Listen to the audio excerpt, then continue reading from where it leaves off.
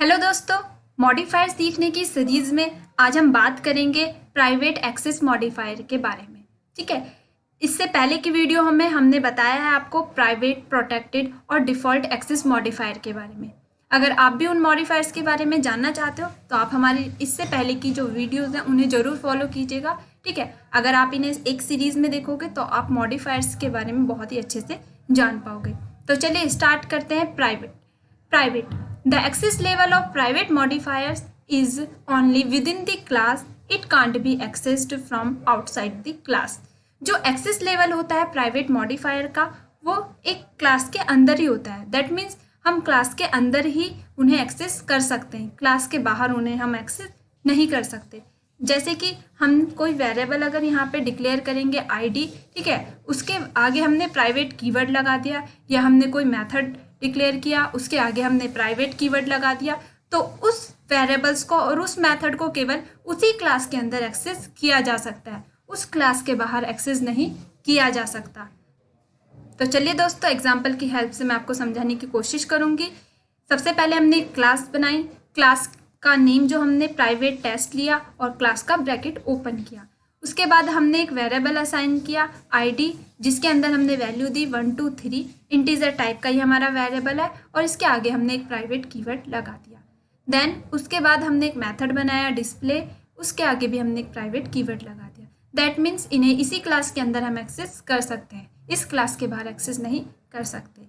ठीक है, इस मेथड के अंदर हमने हाउ आर यू प्रिंट करा दिया system.out.println में। देन उसके बाद इस मेथड का हमने ब्रैकेट यहाँ पे क्लोज कर दिया। उसके बाद हमने एक मेन मेथड बनाया public static void main string args। Main method का ब्रैकेट हमने ओपन किया, ठीक है, और इस क्लास का हमने ऑब्जेक्ट क्रिएट किया, क्योंकि जो वेरिएबल को कॉल करने के लिए और मेथड को कॉल करने के लिए हमें ऑब्जेक्ट की नीड होगी, तो हमने यहाँ पे ऑब्जेक्ट क्रिएट कर दिया प्राइवेट टेस्ट क्लास का। उसके बाद हमने ऑब्जेक्ट के थ्रू आईडी को कॉल किया, ठीक है, और ऑब्जेक्ट के थ्रू डिस्प्ले को कॉल किया। तो जो भी आईडी की वैल्यू होगी वो यहाँ पे प्रिंट हो जाएगी, और जो डिस्प्ले के अंदर हमने प्रिंट कराया है हाउ आर यू, वो यहाँ पे प्रिंट हो जाएगा। तो उसके बाद हमने यहाँ पे जो है अपना मेन मेथड का ब्रैकेट क्लोज किया, और यहाँ पे हमारा क्लास का ब्रैकेट क्लोज हो गया। तो चलिए एग्जाम्पल की हेल्प से तो मैंने आपको समझा दिया, अब प्रैक्टिकली मैं आपको समझाने की कोशिश करूंगी। तो उसके लिए हम सबसे पहले नोटपैड ओपन करते हैं।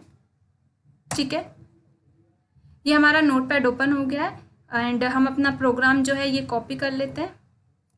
हमारा प्रोग्राम कॉपी हो गया, मैंने यहाँ पे अपना प्रोग्राम पेस्ट कर दिया। ठीक है, प्राइवेट टेस्ट के नाम से हमारा प्रोग्राम पेस्ट हो गया यहाँ पे। ठीक है, तो यहाँ पे पहले हम इसके जो कॉलम्स है वो ठीक कर लेते हैं। ठीक है, प्राइवेट टेस्ट के नाम से ये हमारी क्लास है, हम अपनी क्लास को सेव करेंगे, सेव एज में जाके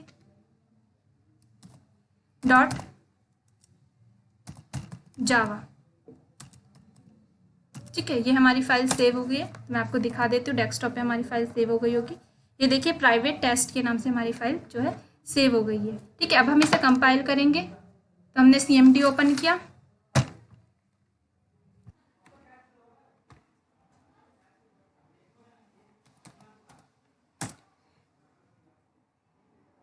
तो देखिए हमारा ये cmd ओपन हो गया।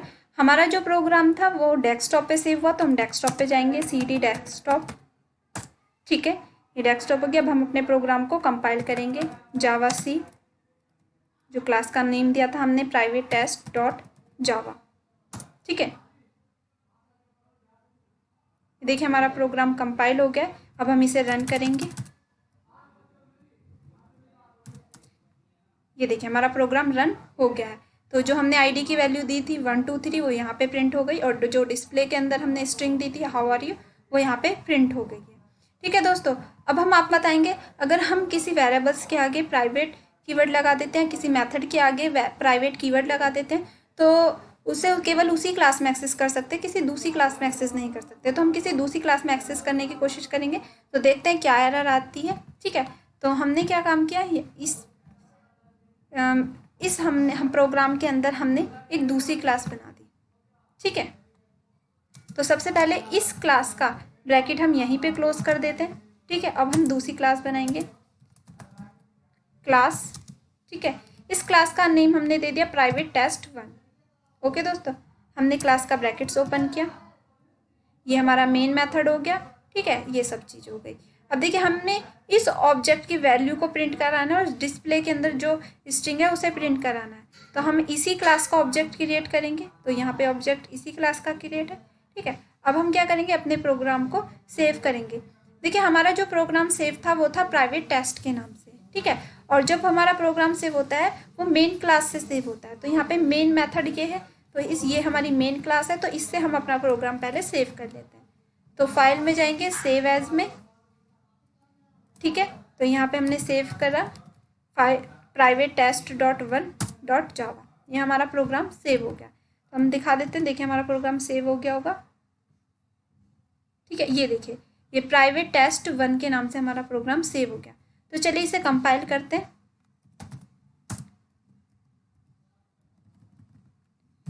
प्राइवेट टेस्ट 1 हमने प्रोग्राम को कंपाइल किया, तो देखिए यहाँ पे एरर आ गई हमारी। क्या एरर आई है कि ये जो हम आईडी की वैल्यू है, ठीक है, आईडी जो है has private access in private test, that means जो आईडी है वो प्राइवेट है, हम उसे किसी दूसरी क्लास में एक्सेस नहीं कर सकते। और जो डिस्प्ले है वो हैज़, वो भी प्राइवेट है, तो हम उसे किसी दूसरी क्लास में एक्सेस नहीं कर सकते, क्योंकि देखिए ये हमारा जो आईडी की वैल्यू है और जो डिस्प्ले की वैल्यू है वो प्राइवेट टेस्ट क्लास के अंदर है, और हम इसे यहाँ पे एक्सेस करना चाहते हैं प्राइवेट टेस्ट 1 में, तो यहाँ पे इस क्लास में हम उसे एक्सेस नहीं कर सकते। ओके दोस्तों, तो ये था हमारा प्राइवेट एक्सेस मॉडिफायर, ठीक है। तो यहाँ पे हमारी मॉडिफायर सीखने की सीरीज़ जो है कंप्लीट हो जाती है, ठीक है। तो आप हमारा पार्ट मॉडिफायर्स का जो है पार्ट 1, पार्ट 2 और पार्ट 3 और पार्ट 4 चारों पार्टों को आप फॉलो कीजिएगा, तो आप मॉडिफायर्स के बारे में बहुत ही अच्छे से जान पाओगे। ओके दोस्तों, अगर कोई भी आपको कन्फ्यूज़न है तो आप हमें लाइक कमेंट ज़रूर कीजिएगा, ठीक है, ताकि हम आपकी प्रॉब्लम को सॉल्व करने में आपकी हेल्प कर सकें।